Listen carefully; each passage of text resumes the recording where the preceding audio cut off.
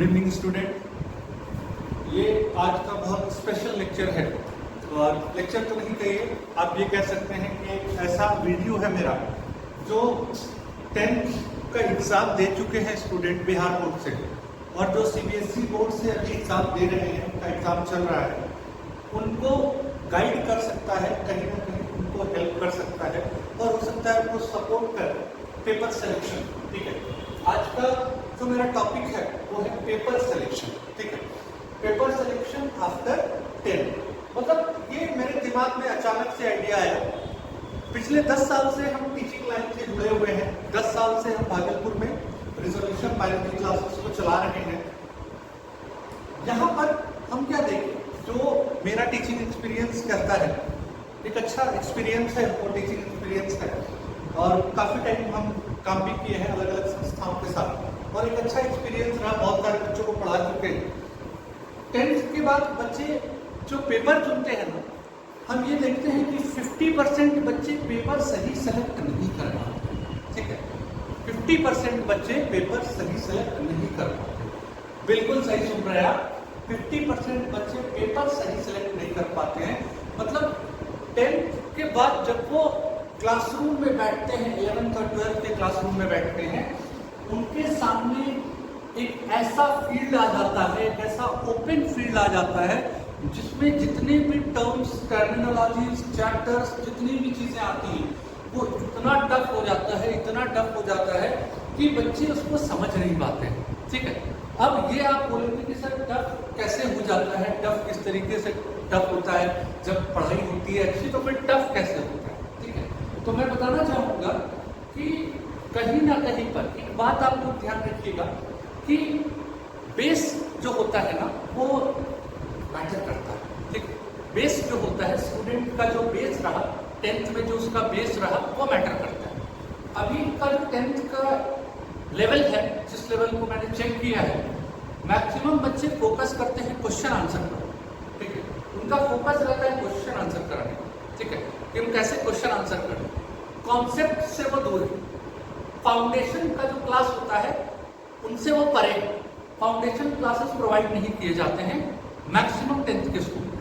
क्या प्रोवाइड किया जाता है? चैप्टर कंप्लीट हो रहा है, रीडिंग हो रहा है, सिलेबस हो रहा है। अब उसके बाद जैसे वो 11th में आते हैं, उनके लिए टॉपिक होने लगता है भारी। अब उनको चांद तारा दिखाई देता है, भाई करें क्या करना है, कैसे पास करें। अब पेपर तो सेलेक्ट कर लिए हैं, और पेपर सिलेक्शन को लेकर के जब हम बात करते हैं, जो मेरा सबसे इंपॉर्टेंट चीज है, आफ्टर 10th आपके पास 3 पेपर होता है।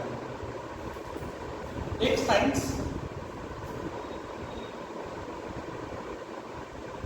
दूसरा आर्ट्स और तीसरा कॉमर्स। तीसरा कॉमर्स। हम आपको एक एक पॉइंट अभी बताएंगे इस वीडियो में, अंत तक बने रहिएगा। हम आपको एक एक पॉइंट बताएंगे क्यों बच्चा फंस जाता है और क्यों उसका रिजल्ट खराब होता है। बच्चा क्या, अगर कोई गार्जियन भी मेरे इस वीडियो को देख रहा है ना, तो इसको थोड़ा ध्यान से समझेगा। ठीक, 3 स्ट्रीम है आपके पास। एक कॉमर्स स्ट्रीम है, दूसरा साइंस स्ट्रीम है और तीसरा आर्ट्स स्ट्रीम। 10th के बाद जो बच्चे पेपर सेलेक्ट करते हैं ना, उनमें पेरेंट्स का और स्टूडेंट का जो कैंडिडेट होता है, उनका मिला जुला पार्टिसिपेशन होता है। 55% पेरेंट्स रोल प्ले करते हैं, 45% बच्चों का इंटरेस्ट होता है। अपने भागलपुर एरिया में जो सिनारियो है, और भागलपुर क्या, बिहार झारखंड के आसपास लगभग जितने भी हमारे गांव हैं, वहां जो भी बच्चे पढ़ते हैं, उनके लिए क्या होता है, उनके पेरेंट्स एक टर्म को समझते हैं, वो है स्टेटस।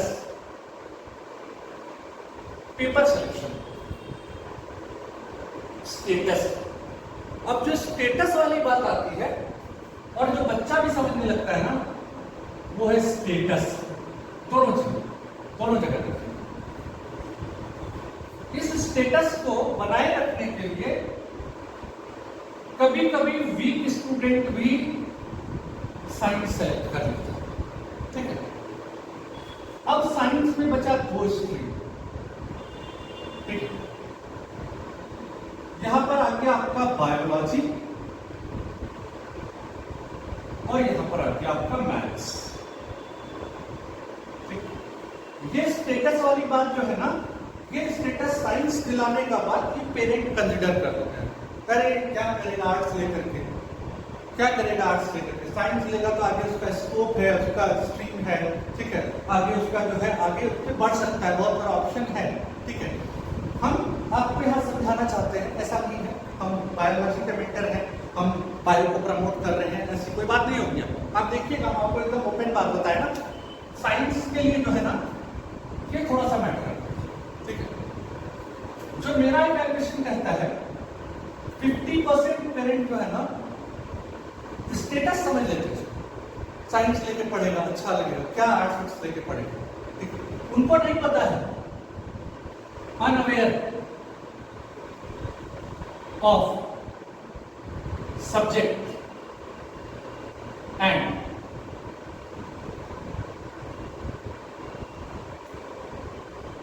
It's practical value.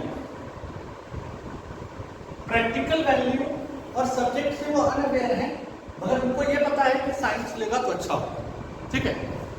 अब यहां पेरेंट्स बोल दिए कि भाई साइंस लेना है, बच्चा 45% रोल प्ले कर रहा है, चला गया साइंस में। अब साइंस में जो लड़के होते हैं ना,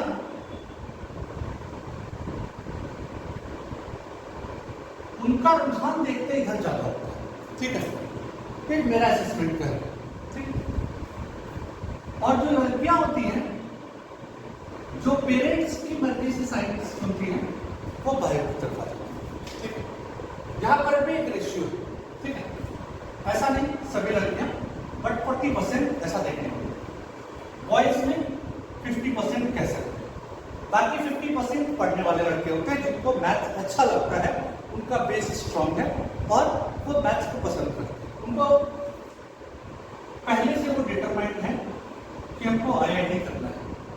और यहाँ पर 60% बच्चियां हैं जिनको पहले से ये पता है कि उनको मेडिकल करना है, उनको बायो से प्यार है, लव फॉर द सब्जेक्ट, उनको मैथ से प्यार है, ठीक है, लव फॉर द सब्जेक्ट। लेकिन बाकी लोग क्या सोचते हैं कि नहीं भाई लड़का है, बायो क्या पढ़ेंगे, बायो तो लड़की लोग पढ़ते हैं, ठीक है। कई स्टूडेंट के मुंह से मैंने सुना है कि लड़के कह रहे हैं ना कि सर बायो तो लड़कियों का सब्जेक्ट है, ठीक है, मैथ्स लेंगे तो मेरा लेवल यहाँ है और बायो लेंगे तो हम यहाँ रहेंगे, ठीक है। बहुत बढ़िया, मैथ्स लेंगे तो आपका लेवल यहाँ रहेगा, बायो लेंगे तो लेवल यहाँ। कंपैरेटिवली बाबू, अगर आपका बेस स्ट्रॉन्ग है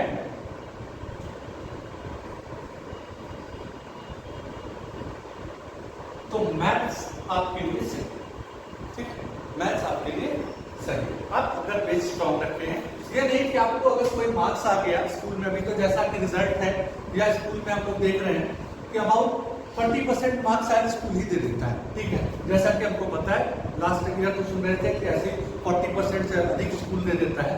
तो अब क्या है मामला कि आपका जो स्कूल का रिजल्ट है ना, स्कूल के रिजल्ट में यानी कि 10th के स्कूल के रिजल्ट में और 12th में जमीन और आसमान का फर्क होगा, ठीक है, ये याद रखिएगा।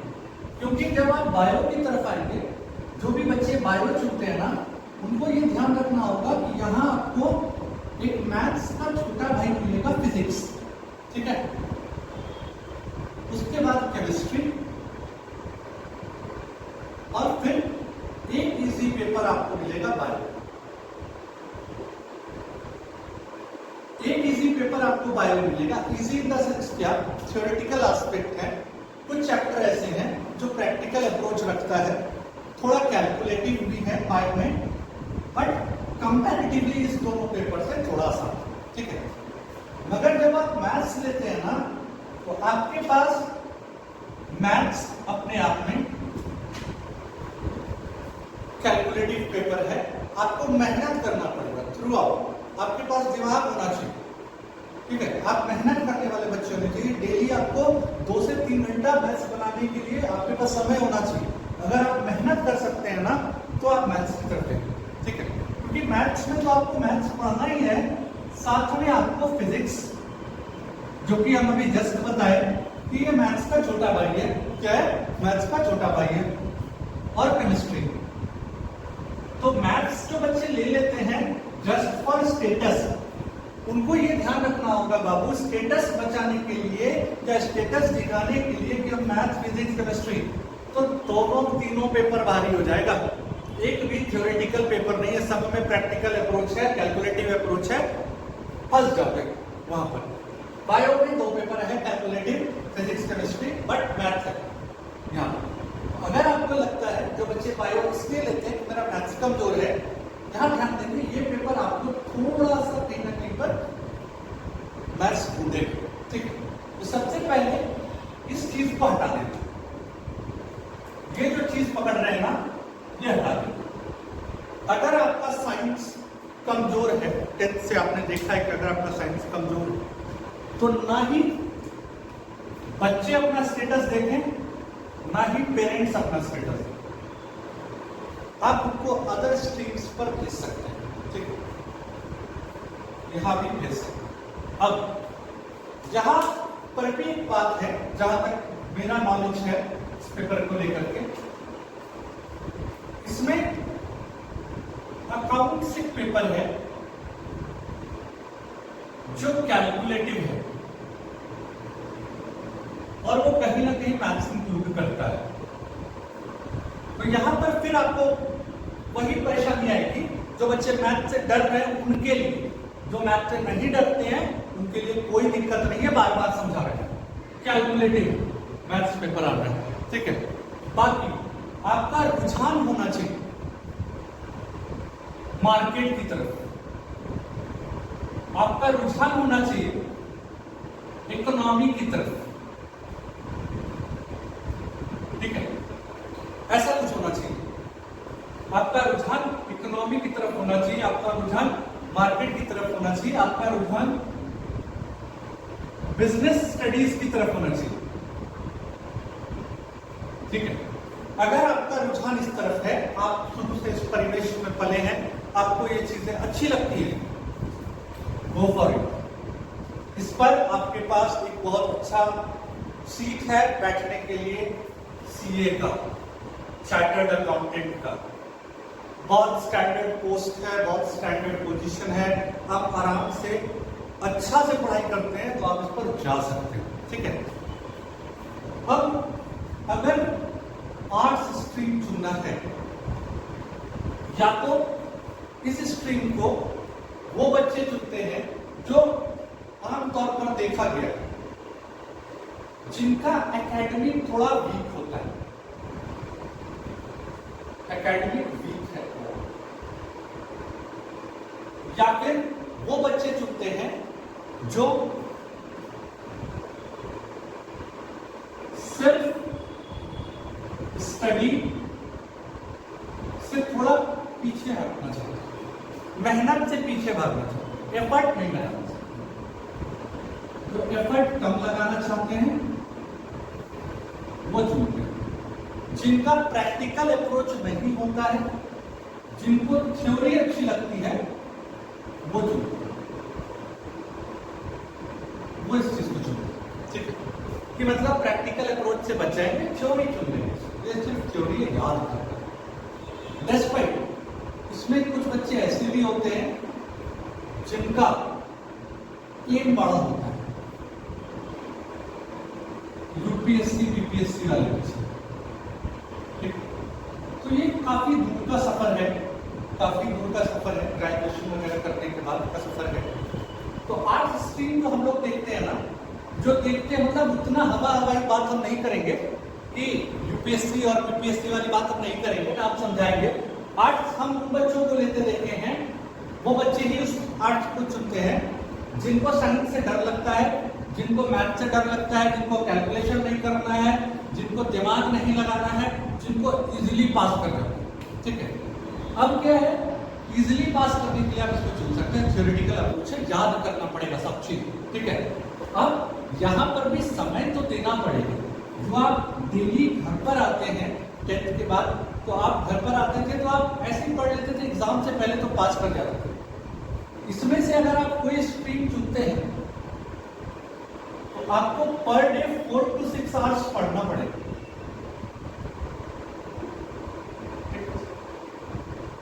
अगर साइंस में आपको 6 to 8 आवर्स पढ़ना पड़ेगा, ठीक है। अगर आप साइंस चुनते हैं, मैथ्स या बायो, तो आपको 6 to 8 आवर्स पढ़ना पड़ेगा, ठीक है। आप इसका शिफ्ट बना लीजिए, 2 घंटा सुबह, 2 घंटा दोपहर और 2 घंटा रात, आसानी से पढ़ेंगे। अगर आप सोचेंगे ना कि हम घर जाएंगे और एक बार पढ़ेंगे, तो नहीं होगा, ठीक है। ऐसा कभी नहीं हो सकता, आप कभी नहीं पढ़ पाएंगे, क्योंकि आप एक बार अगर 8 घंटा पढ़ने के लिए सोचेंगे ना तो आपको दिक्कत हो जाएगी, आप बैठ ही नहीं पाएंगे, ठीक है ना। तो आप कोशिश, क्योंकि अभी आप जस्ट 10th से आए हैं, आपको इतना लोड लेने का आदत नहीं, तो आपको इतना लोड लेने का आदत नहीं है, तो हम आपको प्रिपेयर कर रहे हैं। ये डराना नहीं, ये आपको प्रिपेयर कर रहे हैं। आप इन एस्पेक्ट्स को देखिए, आप इन एस्पेक्ट्स को देखिए और आपको समझ में आएगा कि हम आपको क्या बताना चाह रहे हैं और क्या दिखा रहे हैं। पेरेंट्स से मेरा रिक्वेस्ट रहेगा यहाँ पर, कभी भी फोर्स ना करें, अपने हिसाब से बच्चों को पेपर सेलेक्ट ना करें, ठीक है। क्योंकि पढ़ना बच्चों को है, आपको नहीं। ध्यान दीजिए, पढ़ना बच्चों को है, आपको नहीं। आप बहुत तेज हैं, आपके सपने अगर बड़े हैं, ठीक है, एक बार बच्चों को देख लीजिए, वो क्या करना चाह रहा है, उसका माइंड कैसा है, वो तेज है, वीक है, मेहनत करने वाला है, नहीं करने वाला है, सब पढ़ लीजिए, सब असेसमेंट कर लीजिए। तब आप किसी इंस्टीट्यूट में, किसी कॉलेज में या किसी संस्थान में विजिट करें, ठीक है। अगर आपका बच्चा वीक है, मेहनत करने से भागता है, बैठता नहीं है, पढ़ता नहीं है, आपकी बात नहीं सुनता है, पेपर सिलेक्शन इसको तो काट दीजिए ना, ठीक है, और इसको भी काट दीजिए। क्योंकि अगर वो आपके अंदर नहीं सुधरा तो दुनिया में कोई इसको नहीं पढ़ा सकता है, ठीक है। लोग ब्रेन वॉश कर सकते हैं, बोल देते हैं आप साइंस दे दीजिए, पढ़ लेगा बच्चा, हम पढ़ा देंगे, ठीक है, हम मेहनत करें। ऐसा नहीं होगा। जो आपसे नहीं सुधरा वो कहाँ किसी से सुधरेगा? जिसको पेरेंट्स नहीं सुधार सके वो कहीं नहीं सुधरेगा। यहाँ तो और ओपन फील्ड है, बड़ा फील्ड है। स्कूल वाली बात खत्म हो गई है यहाँ पर। स्कूल में तो फिर भी एक डिसिप्लिन हुआ करता था कि भाई 8 बजे स्कूल आ जाओ, 1 बजे जाओ, पीरियड्स होते थे, घंटियां बजती थी। अब जब वो कॉलेजेस में आएगा, इंस्टीट्यूट में आएगा, एक बड़ा फील्ड है, ज्यादा रोक टोक नहीं है यहाँ पर। कुछ क्लास हुए, कुछ क्लास नहीं हुए, यहाँ समझना होगा। उसको ओपन फील्ड मिलेगा। और जब मैदान बड़ा होता है ना तो बच्चे दौड़ते हैं, ठीक है, दौड़ने में वो अपने सेंटर को भूल जाते हैं। सेंटर कहाँ है मेरा, केंद्र कहाँ है, गोल कहाँ है। तो पेरेंट्स ध्यान रखेंगे, अपने हिसाब से उसको कहीं मत भेज दीजिएगा, ठीक है, अपने हिसाब से कि हमको अगर उसको साइंस कराना हम चाहते हैं कि ये करें, वो आप चाहते हैं, आप इसको देखिए कि क्या चाहते हैं। आप ये देखिए, आपने उसको अपने साथ रखा है 10th क्लास तक, आप ये देखिए कि वो क्या चीज पढ़ सकता है, क्या उसके लिए आसान होगा। अदरवाइज वो 1 साल आएगा ना, 1 साल किसी तरह पढ़ेगा, अगला साल जो 12th होगा ना उसमें वो लोड नहीं ले पाएगा। सारे पेपर्स का एनालिसिस कीजिए, काउंसलर्स से बात कीजिए, ठीक है, काउंसलर्स से बात कीजिए जो सब्जेक्ट को समझते हैं। टीचर से बात कीजिए, क्या ये बच्चा इस चीज को लेने लायक है, जिस टीचर ने उसको 10th में पढ़ाया था प्रॉपर।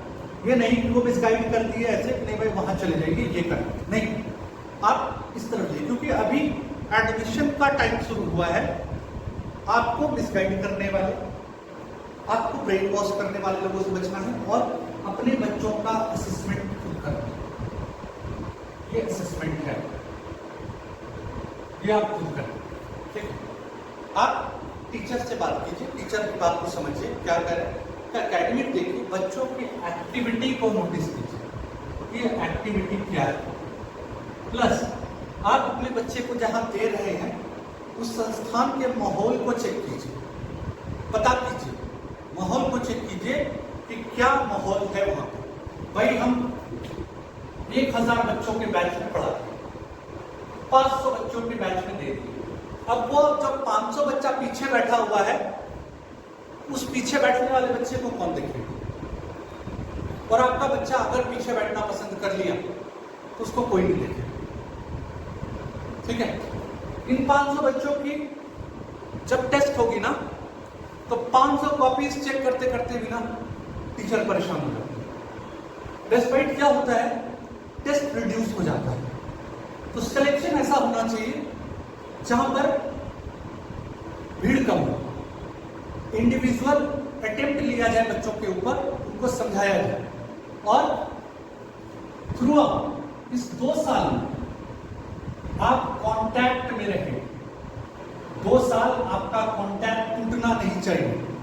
इस 2 साल में आपका कांटेक्ट यानी कि इंस्टीट्यूट,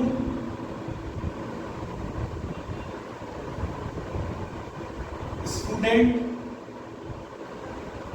पेरेंट, ये लिंक बना होना चाहिए। मैक्सिमम हम क्या देखते हैं, कोई बच्चा बाहर से आता है, अब आया बाहर से, वो क्लास आ रहा है या नहीं आ रहा है, उनके पेरेंट्स को पता नहीं होता है। अब वो एक दिन क्लास नहीं आया, उसको उस दिन का लेक्चर समझ में नहीं आएगा। अब उस दिन का लेक्चर समझ में नहीं आएगा तो उससे मिलता जुलता अगले दिन का लेक्चर समझ में नहीं आएगा। ऐसे ही उसका इंटरेस्ट खत्म होता चला जाएगा। तो ध्यान रखिएगा, ये चीज आपके लिए इंपॉर्टेंट है। ये कांटेक्ट टूटना नहीं चाहिए। प्लस असेसमेंट करते रहिएगा। असेसमेंट करते रहना है, बच्चे को चेक करते रहना है, इसका एकेडमिक परफॉर्मेंस क्या होगा। आप कोई भी स्ट्रीम दे दीजिए, आपकी मर्जी, आप ये दें, ये दें, ये दें, ठीक है। जस्ट इसके लिए मत उसको कोई पेपर पकड़ा दीजिएगा कि वो इंटर पास कर जाए, उसके बाद ग्रेजुएशन में चला जाए और ग्रेजुएट हो जाए। अगर कुछ नहीं होता उससे, ग्रेजुएट, पोस्ट ग्रेजुएट कुछ नहीं होता उससे, ठीक है। जो स्किल्स होता है ना, वो जॉब देते हैं। जो स्किल्स होता है ना, वो कंपटीशन में बच्चों को आगे लेकर के जाता है, और वो स्किल्स डेवलप कराना पड़ता है। वो स्किल्स डेवलप करना पड़ता है जो कि अच्छे मेंटर्स भी कर सकते हैं।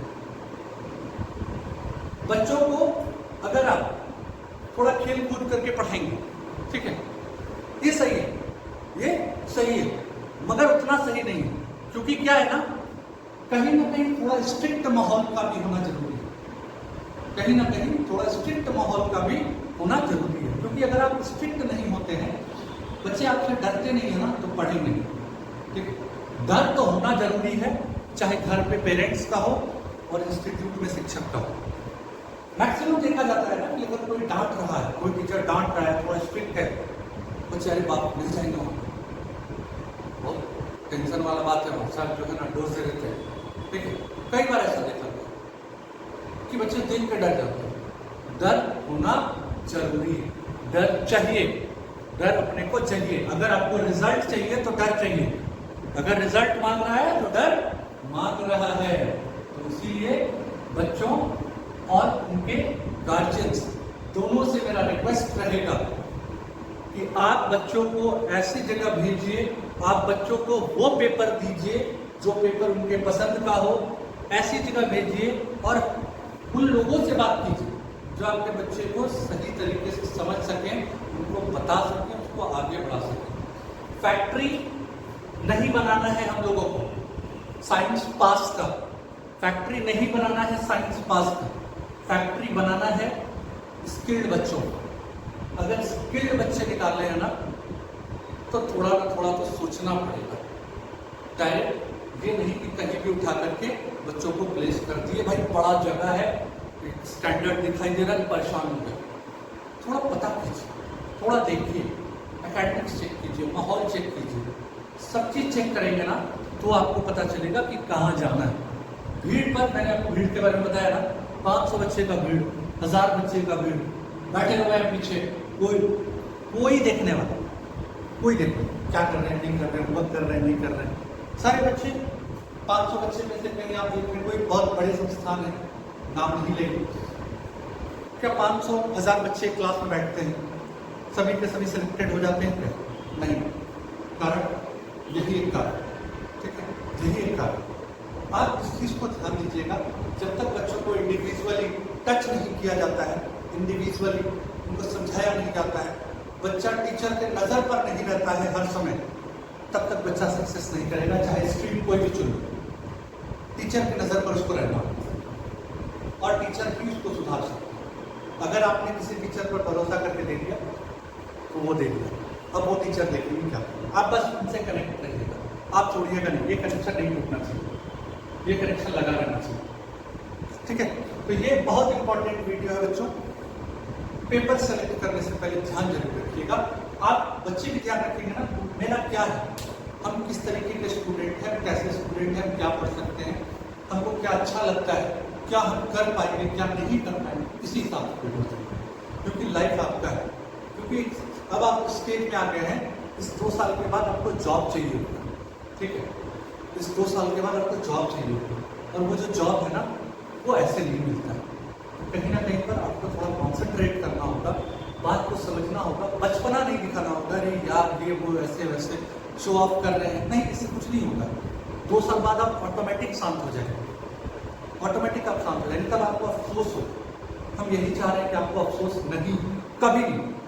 तो थोड़ा सा इस बात को ध्यान रखिएगा और कोशिश कीजिएगा एक अच्छा पेपर चुने, एक अच्छा मेंटोर चुने और एक अच्छी जगह पर जाए जहाँ पर आपका विशेष ध्यान है। तो अभी का वीडियो यही एंड कर रहे हैं। होप कि आप लोगों को मेरी बात समझ में आई होगी और आप इस बात को ध्यान जरूर रखेंगे। Thank you.